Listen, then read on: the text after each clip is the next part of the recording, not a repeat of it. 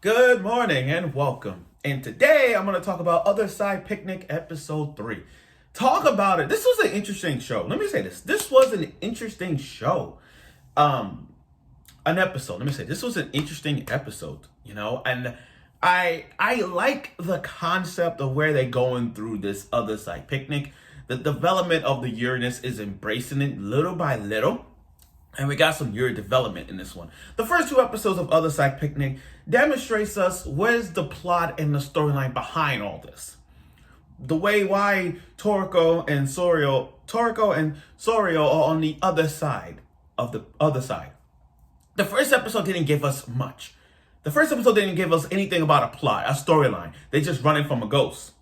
And they got the eye ability and she got their hand ability. Okay.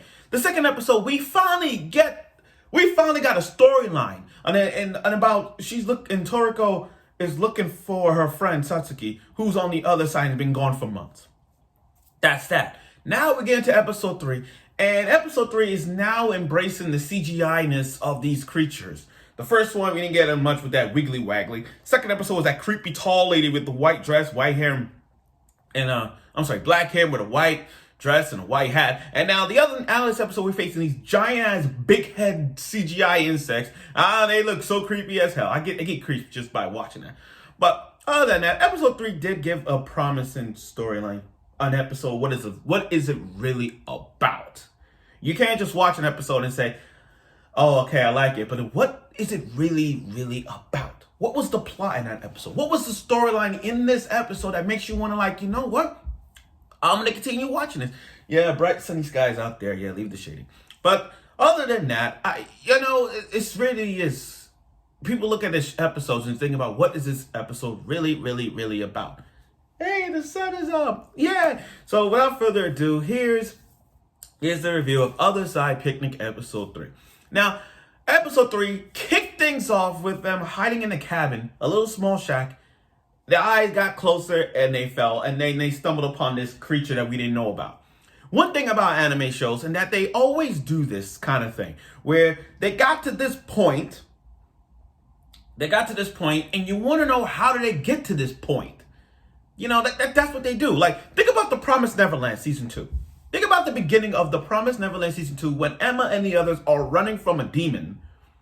And then you want to know, how did they get to that? What led them being chased by a demon? It's like that. Other examples, for example, how about High School of the Dead? One of my favorite animes of all time. A top 10 anime nonetheless. You know the part when Takashi, Rei, and Hisashi are on the roof running from a horde of zombies. And in the beginning, you're like, oh shit, where did they come from? What led them running towards the roof? And in the first episode, you kind of see what led them. What's their idea of getting to the roof and how they avoid the zombies? That's that. So in Otherside Picnic, the same thing. They're in a shack, a little small shack, hiding from one of these big ass weird aliens, and that's that. So it's very interesting what they did. So other than that, this whole episode was about, again, looking for Satsuki, Toriko's friend. And so Sorawo is waiting for Toriko to come and go to the other side with her. Now you're talking about Yuri Development. They had a Yuri Development now. I mean, you got Sorawo in the mall reading her book, and then Toriko came right behind her, and she's like, she's so pretty, damn it. And the Uranus is kicking in right now. It's kicking into overdrive. It's slowly pacing it, but it's there. Now Sorawo, she's kind of a tsundere-ish type. I don't have a problem with tsundere girls. It's just that she's one of those girls who's gonna be open up her feelings real soon. And like every Yuri anime, like Citrus, Bloom Into You, Adashido Shiromura, Akuma no Riddle, Yuri, Sakura Trick, NTR Trap, Valkyrie Drive Mermaid. I'm naming all these Yuris. It's that main girl who has feelings for this girl and doesn't express it just yet. Not yet. It's getting there, but it will happen. So they go to the other side with the elevator scene. And I'm thinking to myself, wait a minute, can anybody go on the other side? Can anybody go to the other side? Can you just use the code?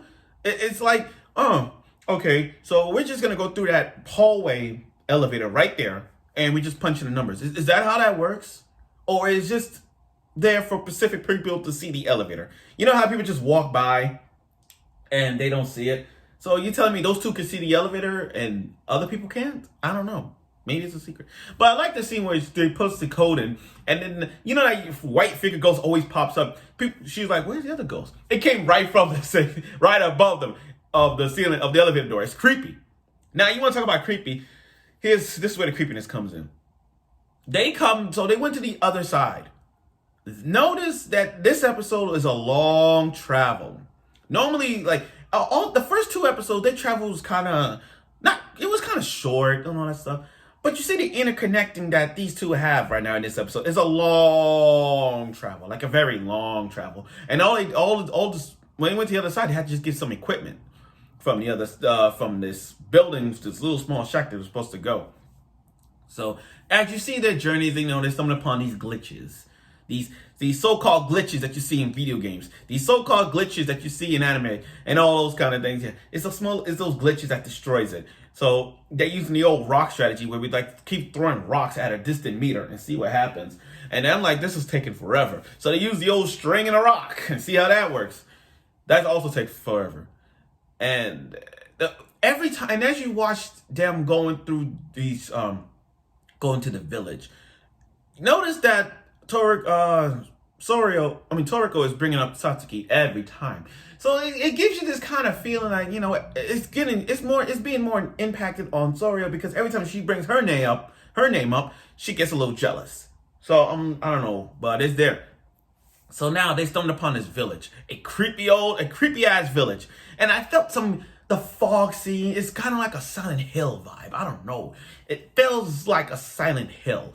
And they'll go to this empty village, and they see these kind of chopsticks, you know, somebody's been here, you know, and it's somebody dying, I don't know. But they got separated. They found each other in the cabin, and they took us, and the thing about this, like I said, they took us right to this episode how it all started. So they're hiding from a big heads. Mind you, big heads, man. Different shape, size, I don't care. And here's the thing about the aliens, these CGI insects, as they were running.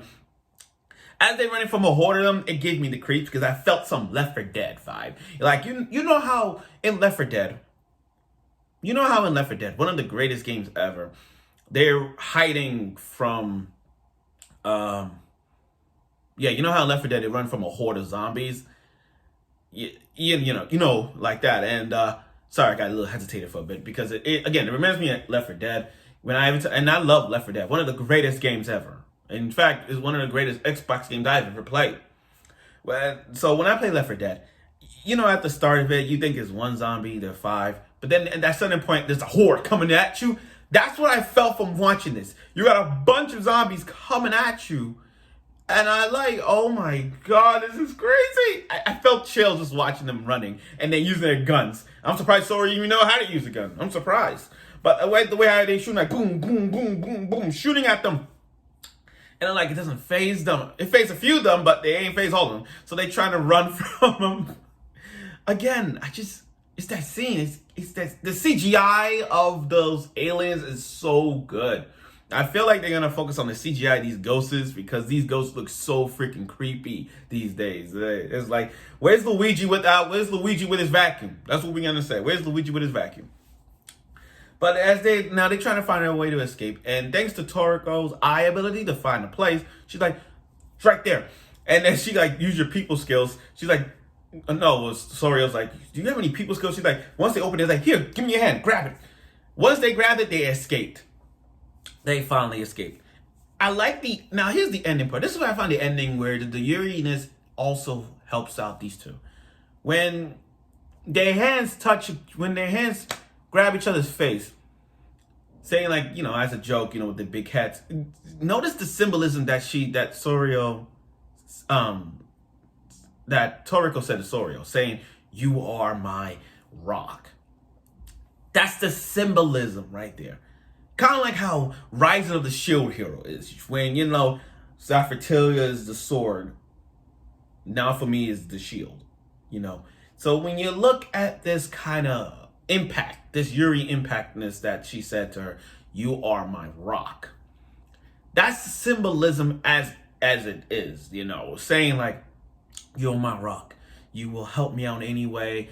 You will guide me, or you're tough as nails. It's that symbolism that says you are my rock.